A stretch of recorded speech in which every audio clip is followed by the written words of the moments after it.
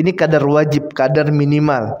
Adanya kadar ini pada diri seseorang cukup dia dikatakan beriman kepada Allah. Adanya perkara ini pada diri seseorang, maka cukup dikatakan dia beriman kepada Rasul Allah. Adanya perkara ini pada diri seseorang, maka cukup dikatakan dia telah beriman kepada malaikat-malaikat Allah. Ini adalah kadar wajib. Bismillahirrahmanirrahim. Assalamualaikum warahmatullahi wabarakatuh. Alhamdulillah hamdan katsiran thayyiban mubarakan fihi kama yuhibbu rabbuna wa yarda. Asyhadu an la ilaha illallah wahdahu la syarikalah wa asyhadu anna Muhammadan abduhu wa rasuluh. Allahumma salli ala Muhammad wa ala ali Muhammad kama sallaita ala Ibrahim wa ala ali Ibrahim innaka Hamidum Majid. Wa barik ala Muhammad wa ala ali Muhammad kama barakta ala Ibrahim wa ala ali Ibrahim innaka Hamidum Majid. Allahumma la sahla illa ma ja'altahu sahla wa anta taj'al hazina idza syi'ta sahla. Allahumma 'allimna ma yanfa'una wanfa'na bima 'allamtana wa zidna 'ilman wa fahman. Allahumma ati nufusana taqwaha wa zakkiha anta khairu man zakkaha anta waliyuha wa maulaha. Allahumma inna na'udzubika min 'ilmin la yanfa' wa min qalbin la yakhsha wa min nafsin la tasba wa min da'watin la yustajabu laha. Allahumma arinal haqqa haqqan warzuqna ittiba'ah wa arinal batila batila warzuqna ijtinabah. Allahumma inna nas'aluka minal khairi kullihi ajilihi wa ajilihi ma 'alimna minhu wa ma lam na'lam wa na'udzubika minasy syarri kullihi ajilihi wa ajilihi ma 'alimna minhu wa ma lam na'lam. Allahumma aslih lana dinana alladhi huwa 'ismatu amrina wa aslih lana dunyana allati fiha ma'asina wa aslih lana akhiratana alladhi fiha ma'adina waj'al kulla qada'in qadaitahu lana khairan. Allahumma aslih lana niyyata wa zurriyata wal aqwala wal a'mala ya arhamar rahimin. Ikhwani fid din wa akhwati fillah, alhamdulillah, puji dan syukur kita panjatkan kepada Allah Tabaraka wa Ta'ala atas limpahan nikmat dan karunia yang Allah Ta'ala berikan. Kemudian salawat dan salam senantiasa tercurahkan kepada junjungan kita Nabi Muhammad sallallahu alaihi wasallam. Begitu pula kepada keluarganya, sahabatnya, dan kepada umat yang istiqomah mengikuti sunnah beliau hingga hari kiamat. Jamaah yang rahmati Allah, hadanallahu wa iyyakum. Semoga Allah Ta'ala senantiasa memberikan hidayah bagi kita semuanya.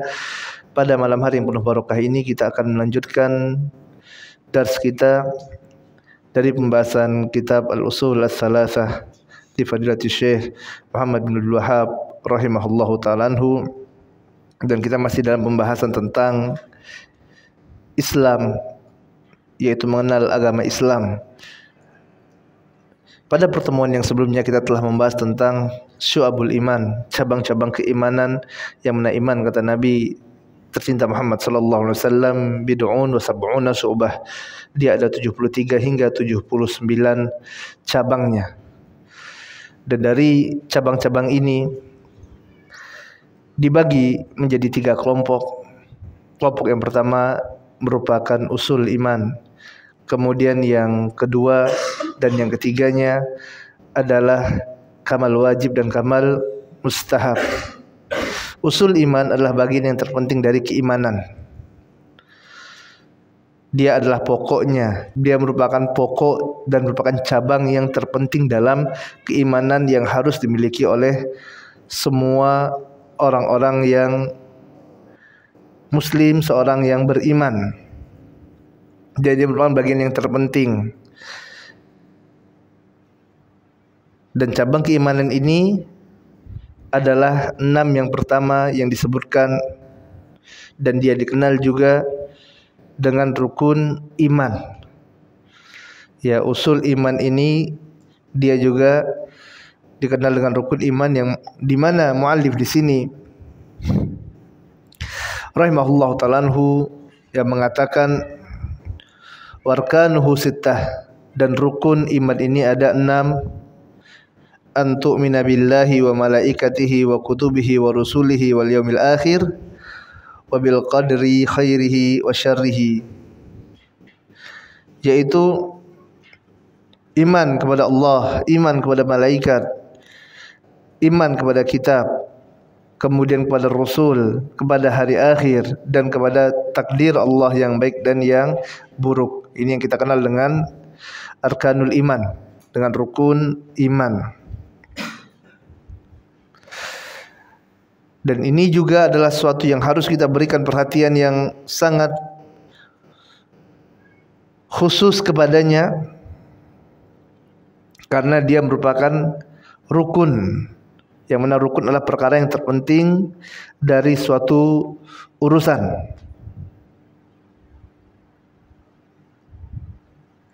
Yang mana apabila rukun dari rukun-rukun iman ini, jika sampai satu di antaranya tidak ada pada diri seseorang, maka konsekuensinya akan batal keimanannya, karena dia merupakan usul iman. Dalam pembahasan tentang Islam yang sudah kita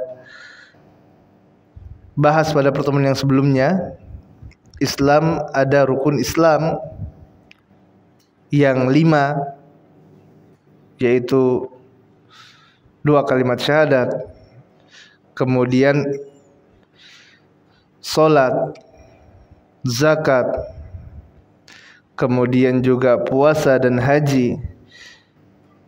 Sewaktu kita membahasnya, dia merupakan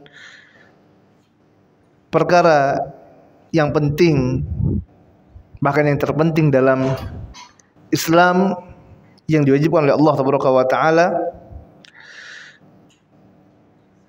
Maka begitu juga dengan pembahasan tentang rukun iman, maka ini juga merupakan pembahasan yang paling penting terkait dengan perkara keimanan.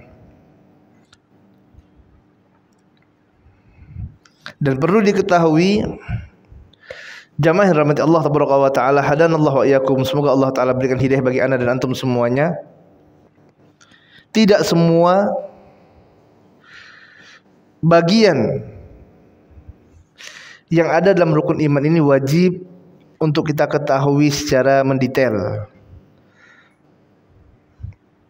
Tidak semuanya harus diketahui secara tafsil, karena ini tentu berat sekali jika memang diharuskan semua dari kaum muslimin mengetahui secara tafsil, secara terperinci dari rukun-rukun iman ini. Contoh misalnya terkait iman kepada malaikat, maka tidak diwajibkan bagi semua orang untuk mengetahui seluruh nama-nama malaikat, untuk mengetahui amalan-amalan apa saja dari para malaikat tersebut, untuk mentelaah dalam Al-Quran, membuka dalam hadis-hadis tentang nama-namanya, kemudian apa yang Allah Ta'ala perintahkan kepada para malaikat ini, semuanya secara tafsil terperinci. Ya tentu tidak semua sanggup untuk melakukannya. Begitu juga dengan iman kepada Rasul yang Allah Ta'ala utus. Tentu tidak semua dari kaum muslimin sanggup untuk mempelajari dari Rasul Allah Ta'ala yang Allah Ta'ala sampaikan dalam Al-Quranul Karim ataupun dalam hadis-hadis Nabi yang sahih yang disampaikan oleh Rasul yang mulia Muhammad sallallahu alaihi wasallam. Tentu tidak semua orang sanggup untuk mentelaahnya, membaca sirahnya secara tafsil, secara terperinci. Akan tetapi di sana terdapat perkara yang dia merupakan kadar minimal dalam keimanan ini terhadap arkanul iman tersebut. Dan ini wajib untuk kita ketahui. Iman kepada Allah, apa sih standar minimalnya sehingga patut seorang itu dikatakan dia telah beriman kepada Allah, iman kepada malaikat, apa saja yang harus diketahui oleh seorang sehingga layak dia dikatakan beriman kepada malaikat. Iman kepada kitab, apa saja yang harus dimiliki sehingga seorang itu dikatakan dia telah beriman kepada kitab. Ini penting jamaah rahmati Allah Taala. Minimal kita mengetahui standar minimalnya sehingga kita dapat menilai seberapa besar keimanan kita. Dan sewaktu kita berdakwah menyampaikan kepada manusia, kita dapat melihat mana prioritas yang harus kita sampaikan. Jamaah yang dirahmati Allah Taala, hadanallahu wa iyyakum, semoga Allah Taala berikan hidayah bagi kita semuanya. Perlu diketahui bahwasanya iman dengan rukun iman ini ada kadarnya, kata para ulama. Ada yang disebut dengan kadar wajib, ada yang disebut dengan kadar tambahan. Kadar wajib ini adalah kadar minimal yang dengan adanya dia sudah mencukupi seseorang itu dikatakan orang yang beriman. Ini kadar wajib, kadar minimal. Adanya kadar ini pada diri seseorang cukup dia dikatakan beriman kepada Allah. Adanya perkara ini pada diri seseorang maka cukup dikatakan dia beriman kepada Rasul Allah. Adanya perkara ini pada diri seseorang maka cukup dikatakan dia telah beriman kepada malaikat-malaikat Allah. Ini adalah kadar wajib.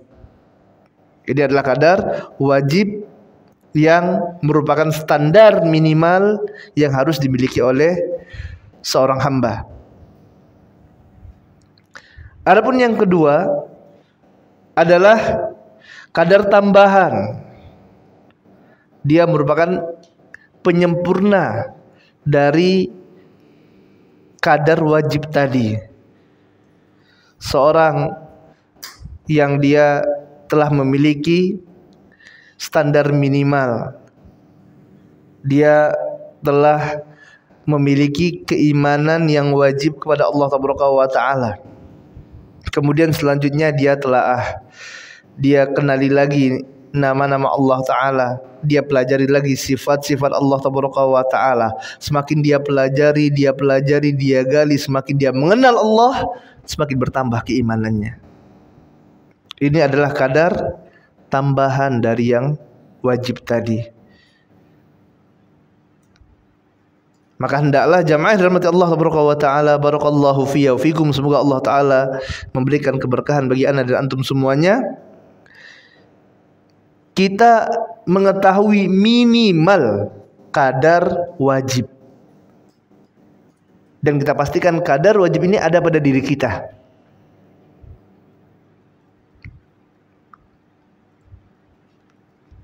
Minimal kadar wajib ini ada pada diri istri kita, anak-anak kita, orang tua kita, orang-orang terdekat kita. Minimal kadar wajib. Jangan sampai dia hilang, jangan sampai tidak ada. Dan ini juga tadi sebagaimana apa kita katakan dapat menjadi standarisasi kita dalam menetapkan dakwah kepada seseorang, dapat menjadi bahan pertimbangan bagi kita untuk prioritas apa yang harus kita dahulukan, apa yang harus kita prioritaskan dalam dakwah tersebut. Ya minimal mencukupi kadar yang wajib ini terlebih dahulu.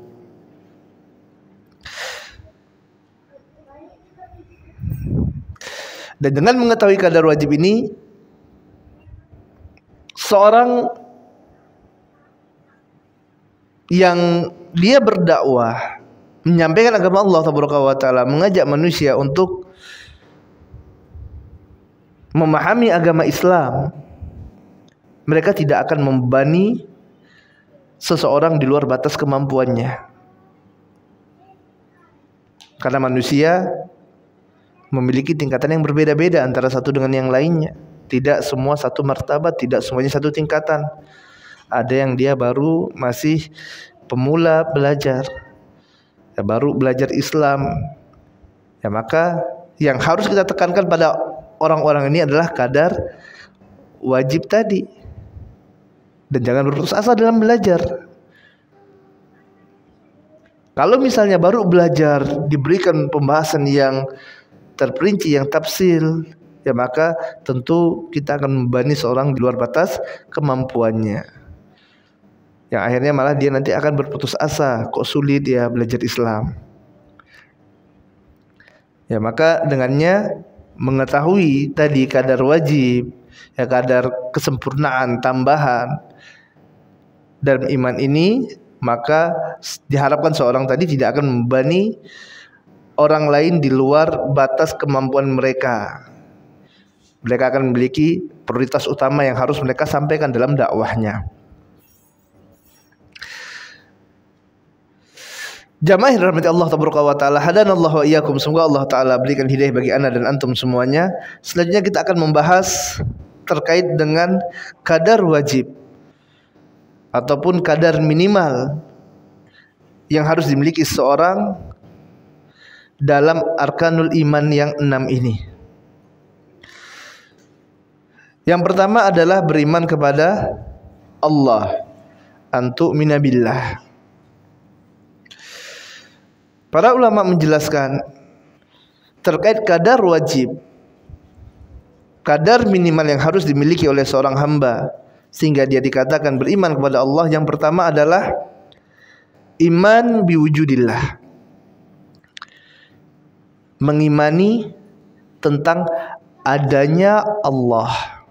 Ini yang harus kita miliki. Mengimani tentang adanya Allah Taala. Kita yakinkan pada diri kita bahwasanya memang dalam diri kita ada iman biwujudillah ini. Karena ini merupakan standar minimal iman kepada Allah. Bagaimana seorang dikatakan dia beriman kepada Allah kalau dia tidak percaya tentang adanya Allah? Sebagaimana orang-orang ateis yang mereka tidak percaya adanya Tuhan, tidak percaya adanya Allah. Bagaimana dia dikatakan beriman? Maka ini adalah yang pertama, iman biwujudillah, meyakini adanya Allah Ta'ala. Kemudian yang kedua, iman birububiyatillah, beriman terhadap rububiyah Allah. Allah memiliki rububiyah. Allah yang menciptakan, Allah yang menghidupkan, Allah yang mematikan, Allah yang memberikan rezeki, Allah yang mengatur alam semesta. Ini iman terhadap rububiyah Allah. Jika seseorang dia beriman biwujudillah, dia beriman terhadap adanya Allah Taala, namun dia tidak beriman kepada rububiyah Allah Taala, maka dikatakan orang ini tidak memiliki standar minimal keimanan. Tidak bisa dia dikatakan sudah benar imannya kepada Allah, walaupun dia mengimani adanya Allah, tapi dia tidak mengimani Allah yang menciptakannya. Dia tidak beriman bahwasanya Allah yang mengatur rezekinya. Maka belum dikatakan dia benar imannya kepada Allah, karena ini masuk dalam standar minimal dalam keimanan.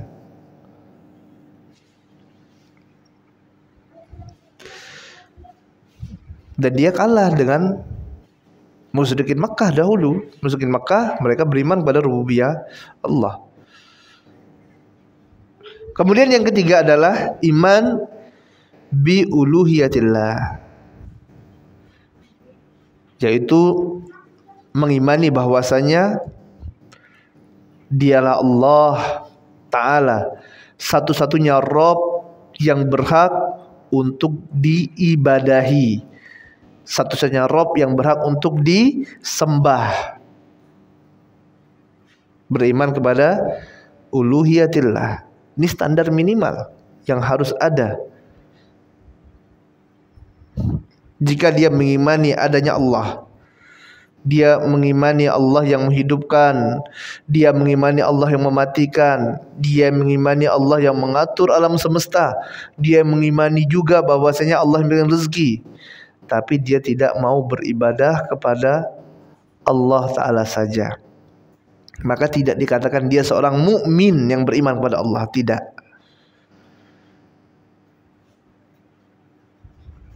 Kenapa? Karena belum memiliki standar minimal keimanan yang benar. Iman dia masih levelan imannya Abu Jahal. Iman yang seperti ini masih levelan imannya Abu Lahab, Utbah bin Rabi'ah, Saibah bin Rabi'ah. Ya kayak gini imannya. Mereka beriman biwujudillah, mereka beriman terhadap rububiyah Allah. Tapi sewaktu diperintahkan untuk menyembah kepada Allah Ta'ala saja, diperintahkan dia untuk ibadahnya hanya untuk Allah, dia tidak mau. Maka tidak dikatakan mereka seorang mukmin. Kemudian yang keempat,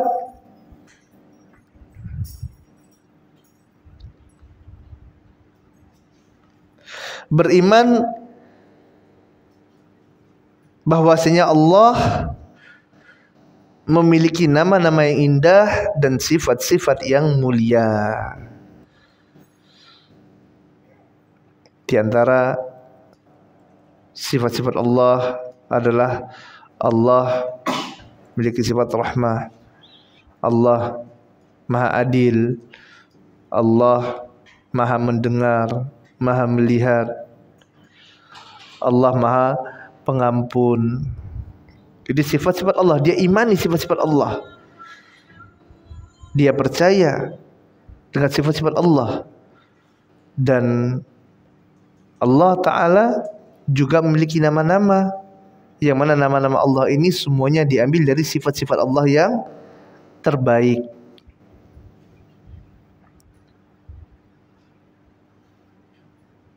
Misal nama Allah Ar-Rahman diambil dari sifat rahmah, As-Sami' dari sifat As-Sam'u, mendengar.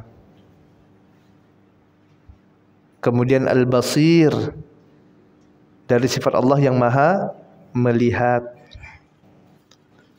Dan semua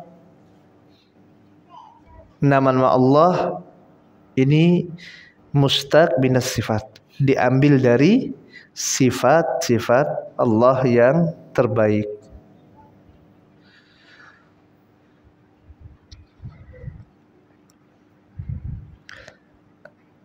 Namun apakah ketika seorang tidak sanggup dia menyebutkan nama-nama Allah? Ada berapa nama-nama Allah? Nama-nama Allah banyak sekali, Ustaz. Yang harus kita diperintah untuk mempelajarinya ada berapa? Tis'atun wa tis'ain. Ada 99 kata Nabi, nama-nama Allah yang kita diperintahkan untuk as-soha, untuk mempelajarinya.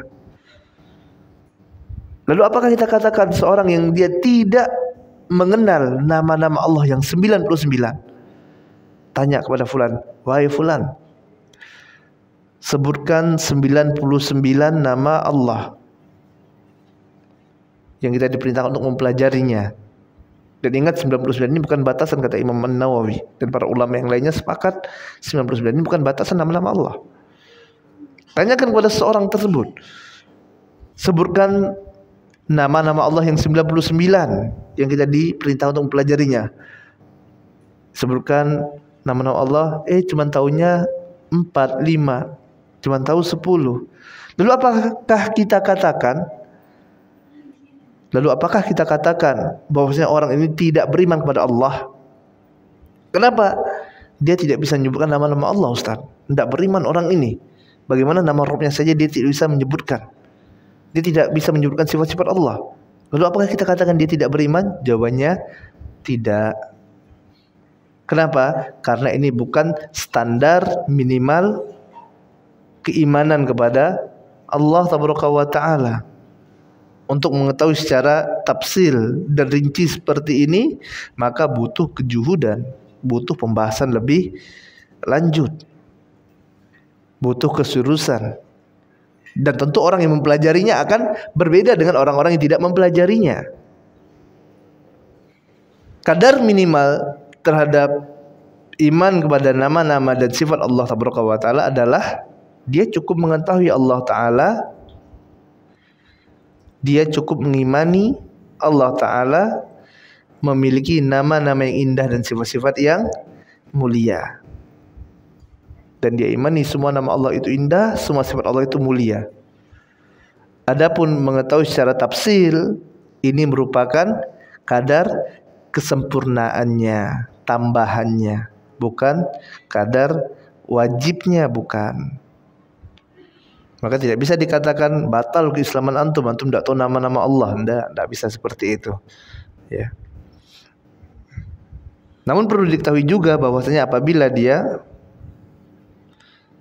sudah mendengar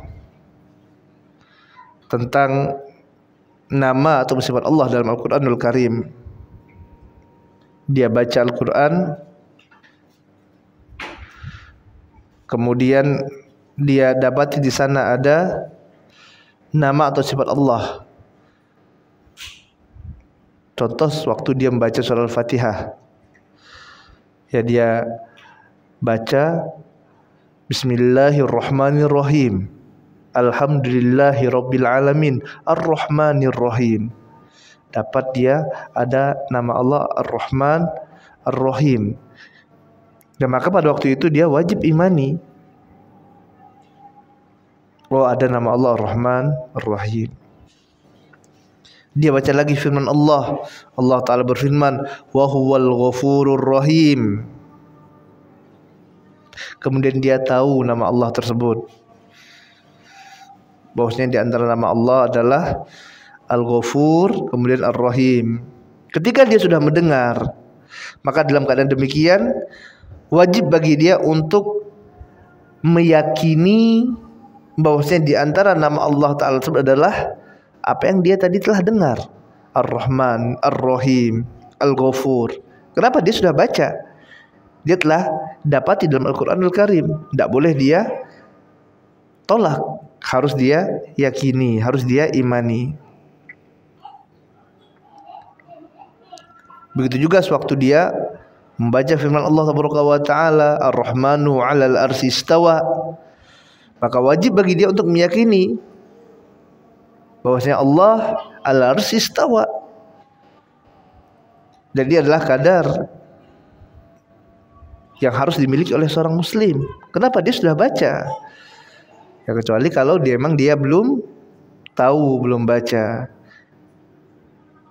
Makanya Imam Malik rahimahullah mengatakan al-istawa'u ma'lum wa kaifiyatuhu majhul wal imanu bihi wajibun wa su'alu anhu bid'atun. Apa kata Imam Malik? Istiwa adalah perkara yang maklum. Wa kaifiyatuhu, bagaimananya, majhul, kita tidak tahu. Wal imanu bihi wajibun, imannya terhadap istawa ini apa? Wajib. Wajib kata Imam Malik. Kalau seorang sudah baca firman Allah Ta'ala, sudah tahu dia Rahmanu 'alal arsy istawa, maka wajib bagi dia untuk mengimaninya, dan termasuklah pada sifat-sifat yang lainnya. Kemudian selanjutnya adalah iman kepada malaikat. Tapi kita dengarkan azan salat Isya terlebih dahulu. Insyaallah akan kita lanjutkan setelah azan. Wa sallallahu ala nabiyina Muhammadin wa ala alihi wa sahbihi ajma'in. Alhamdulillah hamdan katsiran thayyiban mubarakan fihi kama yuhibbu rabbuna wa yarda. Asyhadu an la ilaha illallah wa asyhadu anna Muhammadan abduhu wa rasuluhu la nabiyya ba'da. Kita lanjutkan. Yang selanjutnya adalah beriman kepada malaikat. Standar minimal beriman kepada malaikat yang pertama, meyakini adanya malaikat.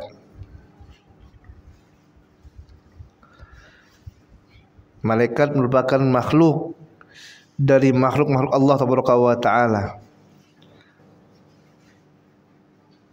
yang dia ada, walaupun keberadaannya tidak bisa kita rasakan. Dia merupakan di antara makhluk gaib, bahkan lebih gaib daripada jin. Jin terkadang keberadaannya bisa dirasakan,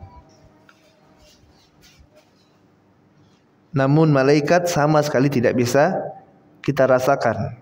Padahal malaikat senantiasa ada. Ada malaikat yang mencatat amal perbuatan yang kita lakukan. Malaikat senantiasa menyertai kita. Dan kita meyakini bahwasanya malaikat ini adalah makhluk Allah yang memang benar adanya. Ini yang pertama. Kita yakin malaikat ada dan dia bukan hanya sekedar fiktif semata, khayalan semata, bukan.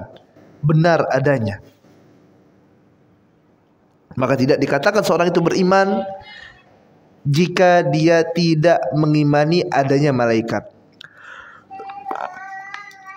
Kemudian yang kedua, meyakini ada di antara malaikat Allah tersebut yang ditugaskan untuk menurunkan wahyu, membawakan wahyu kepada para rasul utusan Allah. Ini adalah standar minimal yang wajibnya. Adapun untuk mengetahui nama malaikatnya, ini merupakan tambahan ataupun kesempurnaan. Yang wajibnya adalah mengetahui ada malaikat Allah yang mereka membawa wahyu kepada para rasul. Adapun mengetahui nama malaikat itu, ini bukan standar minimal. Maka tidak bisa dikatakan sewaktu seorang tidak mengetahui nama malaikat yang membawa wahyu untuk para rasul, maka dikatakan dia bukan seorang mukmin. Kenapa antum tidak tahu nama malaikatnya? Tidak. Karena bukan standar minimal. Cukup dia mengetahui ada malaikat Allah yang membawa wahyu untuk para rasul.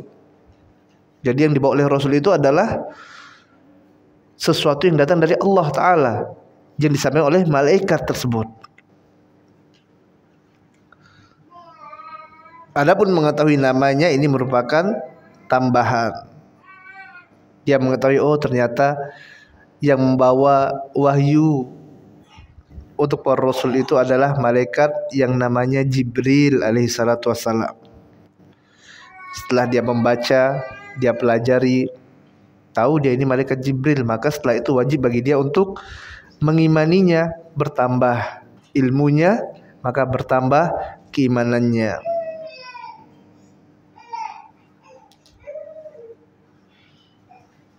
Inilah makanya Allah Ta'ala katakan, Qul hal yastawi alladzina ya'lamuna walladzina la ya'lamun. Allah katakan apakah sama orang yang mengetahui dan orang yang tidak mengetahui?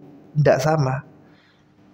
Ya, tidak sama. Semakin bertambah ilmunya, semakin dia belajar menuntut ilmu. Yang awalnya dia hanya memiliki standar minimal, dia menuntut ilmu menjadi seorang thalibul ilm. Bertambah sedikit, bertambah sedikit, sedikit. Dengan bertambahnya ilmu, makin bertambah keimanan, makin bertambah keimanan, makin bertambah keimanan, sehingga dia pun merasakan manis dan lezatnya iman tersebut. Ini adalah penuntut ilmu. Mereka memiliki kadar minimal, tapi setelah itu bertambah. Ya, kadar minimal ini harus ada. Ya, kadar minimal harus ada pada diri seorang muslim.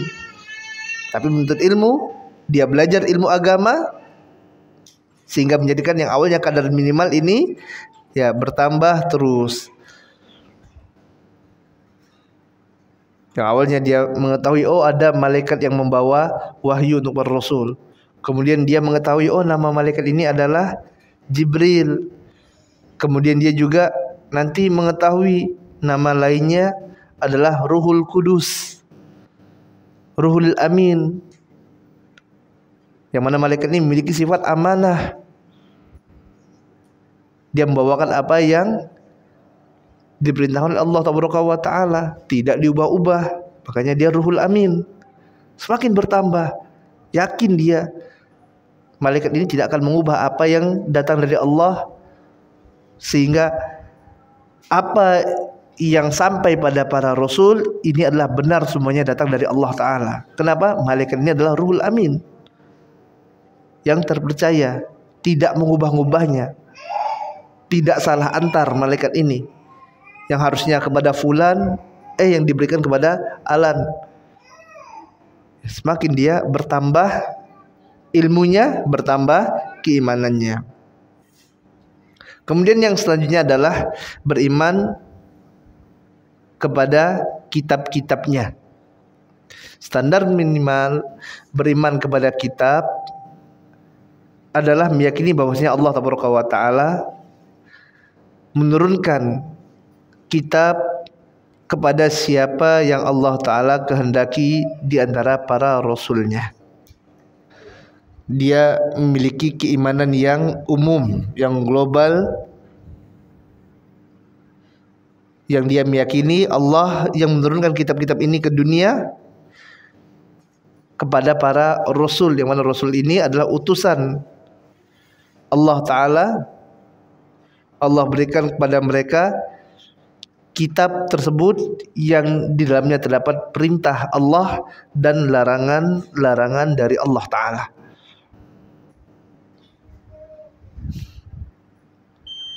Kemudian yang kedua, meyakini bahwasanya kitab-kitab ini digunakan untuk menghukumi apa yang terjadi di antara manusia, karena dalamnya terdapat hukum Allah Ta'ala. Jika terjadi perselisihan, maka kembalikan kepada kitab tersebut. Ada suatu problem, kembalikan kepada kitab. Jalannya semuanya telah ada dalam kitab Allah Ta'ala ini. Dengan membuka kitab Allah Ta'ala ini, dengan mempelajarinya,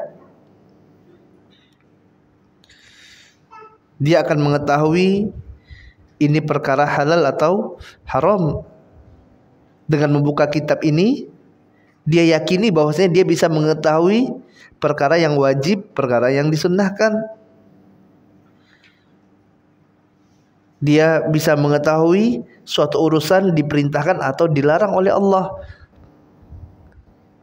Ya. Ini adalah standar minimal. Dia yakin dalam kitab ini ada hukum Allah. Ini bukan kitab sembarangan. Ini adalah hukum Allah Taala yang ada dalamnya. Dia harus meyakini hal tersebut. Ini adalah standar minimal. Ini beda nih kitab Allah dengan yang selainnya. Kemudian yang ketiga, ada meyakini bahwasanya kitab-kitab sebelum Al-Quran ini telah dihapus dengan adanya Al-Quran. Hukum-hukum yang ada dalamnya semuanya sudah dihapus. Dan Al-Quran adalah kitab yang terakhir. Inilah standar kadar minimal dari iman kepada kitab. Artinya pengetahuan seorang tentang Taurat, tentang Injil, tentang suhuf Ibrahim, tentang suhuf Musa, ini adalah kadar tambahan. Ini adalah kadar tambahan, bukan kadar wajib. Sewaktu dia misalnya dia buka Injil, dia pelajari Injil yang tujuannya tadi untuk membantah orang-orang yang kufur kepada Al-Quran, kufur kepada Allah. Dia buka, kemudian dia bantah. Maka ini adalah kadar tambahan. Artinya sewaktu seorang tidak mempelajari Injil, tidak dikatakan dia tidak beriman. Tidak beriman kepada kitab, tidak. Karena apa? Kitab-kitab ini semuanya telah dimansuh dengan Al-Quran. Ya, karena tidak harus kita pelajari. Dan meyakini bahwasanya Al-Quran yang dibawa oleh Nabi Muhammad SAW ini adalah nasikhah, penghapus dari kitab-kitab yang sebelumnya, dan dia dijamin oleh Allah Taala kebenarannya. Jika ada satu orang saja yang mengubah satu ayat dalam Al-Quran, bahkan satu huruf, ya, maka akan segera ketahuan. Jangan satu huruf, satu harokat saja dia ganti, maka akan diketahui. Kenapa? Karena Allah yang menjaganya. Ini adalah standar minimal keimanan dalam beriman kepada kitab. Kemudian beriman dengan Rasul-Rasul Allah. Standar minimal kata para ulama beriman kepada Rasul-Rasul Allah, yang pertama adalah meyakini bahwasanya Allah Ta'ala telah mengutus para Rasul untuk berdakwah.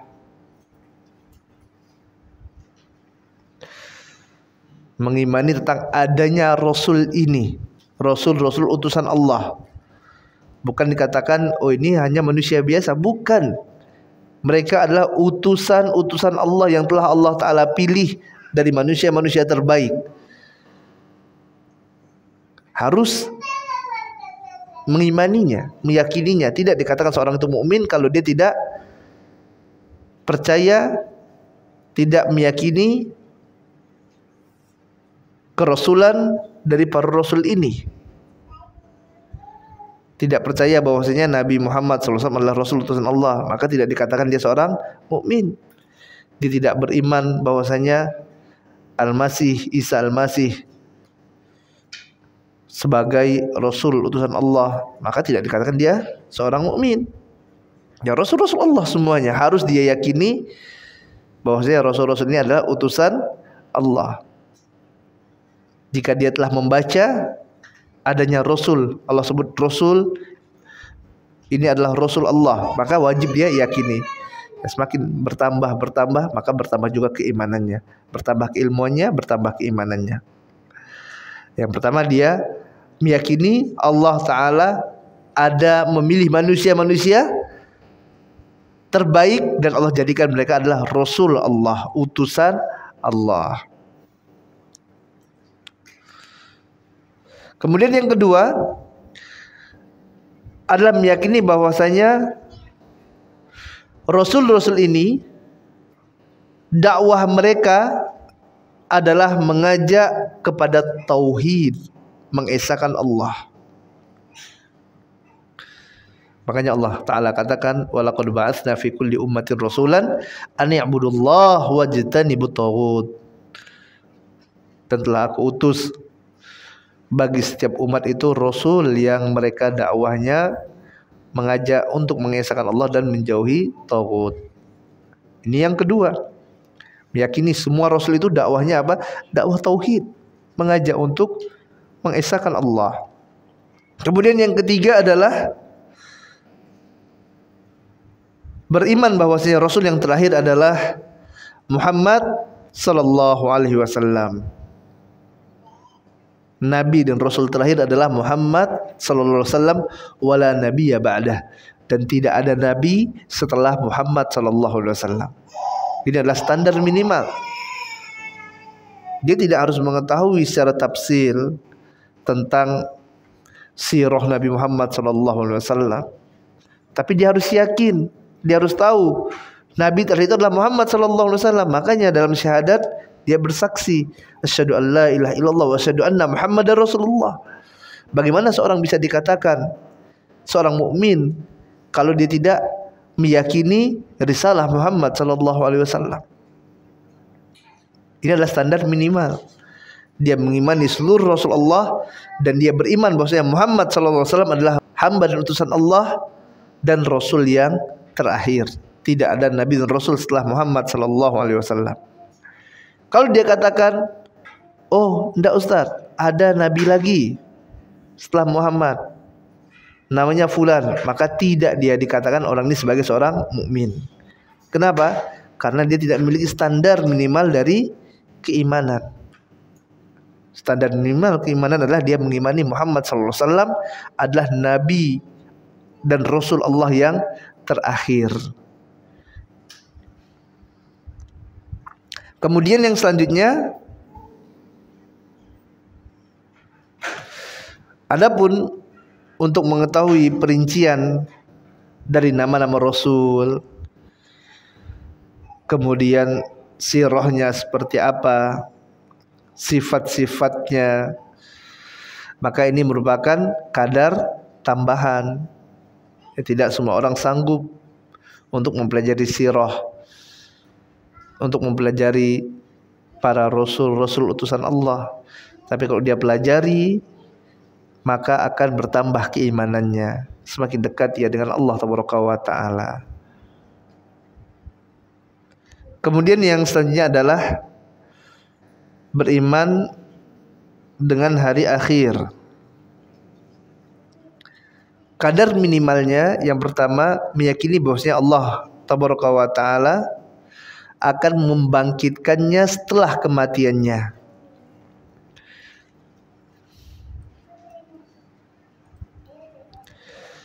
Setelah dia meninggal, ini bukan akhir segalanya.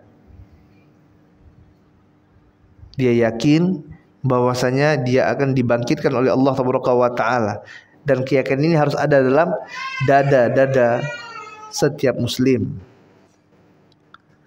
Kematian bukan akhir segalanya, akan tapi baru awal dari kehidupan yang sebenarnya.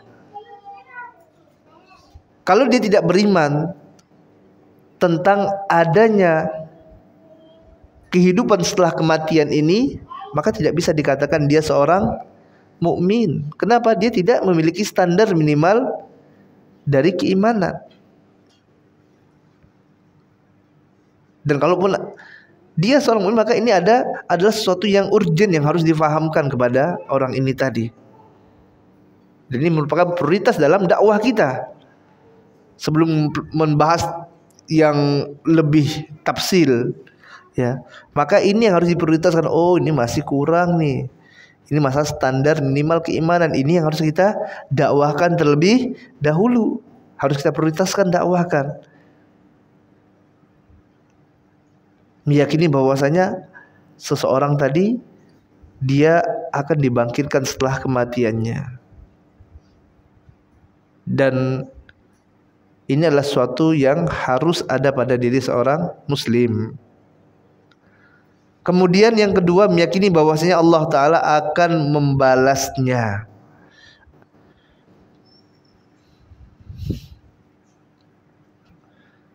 Artinya bukan setelah dia dibangkitkan, dia mati, kemudian dibangkitkan, kemudian hidup lagi, mulai lagi dari awal. Bukan seperti itu.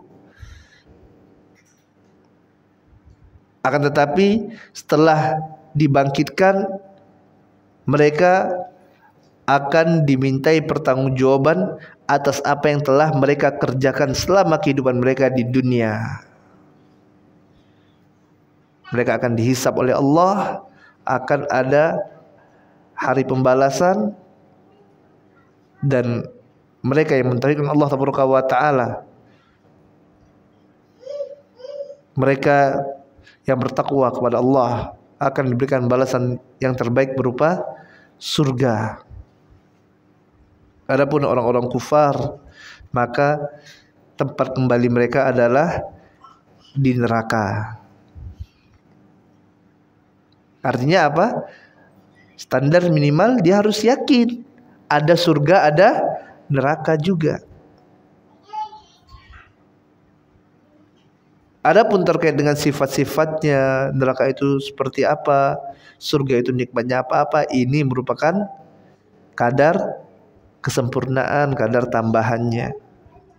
tafsir, pembahasan secara terperincinya, yang merupakan kadar tambahan yang mana apabila seorang mempelajarinya, dia pelajari perjalanan setelah kematian, dia pelajari tentang bahwasanya nanti setelah kematian kita akan dikumpulkan di mahsyar, kita akan menunggu dimulainya hisab, keadaan sangat sulit,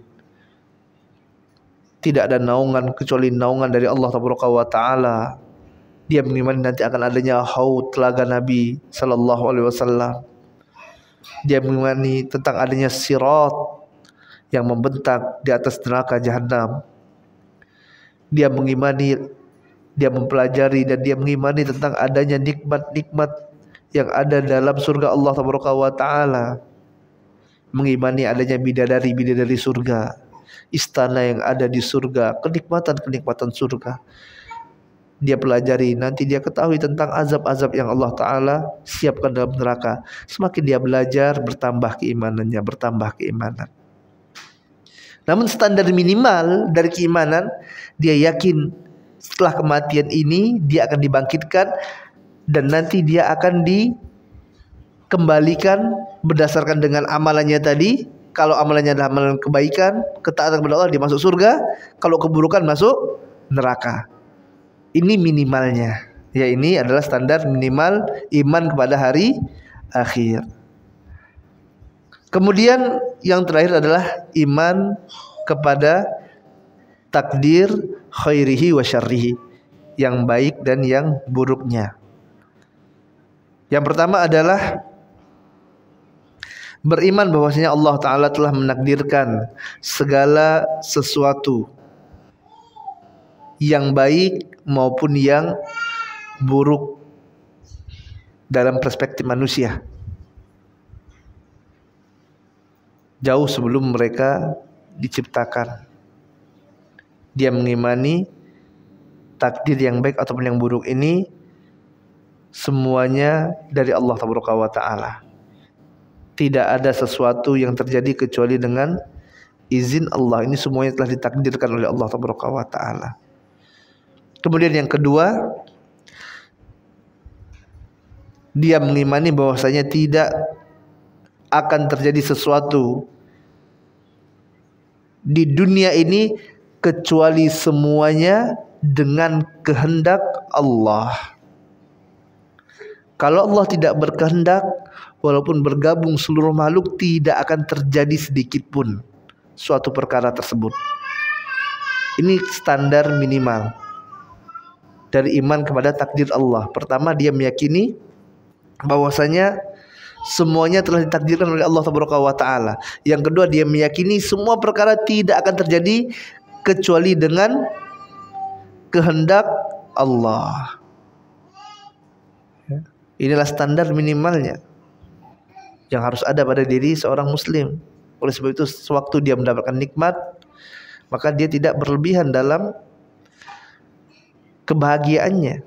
Kenapa? Karena dia tahu, oh, nikmat ini dari Allah. Allah yang memudahkan segala urusannya. Sewaktu dia mendapatkan musibah, dia tidak berlebihan dalam kesedihannya. Kenapa? Dia tahu ini semuanya dari Allah. Maka dia tidak akan berlebihan dalam kesedihannya.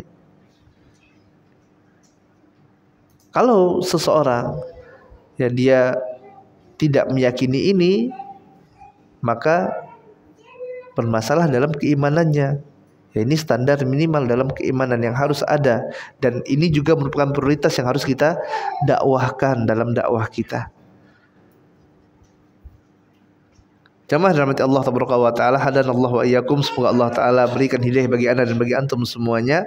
Setelah kita mengetahui kadar wajib ini, yang dia merupakan kadar minimal, maka diharapkan kita dapat melakukan introspeksi diri. Yang pertama, bagaimana sih kadar keimanan kita? Standar minimalnya sudah ada belum nih? Kalau belum, ya maka diperbaiki. Dan juga bahan introspeksi bagi para duat, para dai, yang kita berdakwah tentunya. Minimal dakwah kepada keluarga kita, kepada orang-orang terdekat kita. suami kepada istri, kepada anak-anak, istri kepada suaminya, kepada anak-anaknya. Kita dakwah kepada keluarga kita dari ruang lingkup yang paling kecil.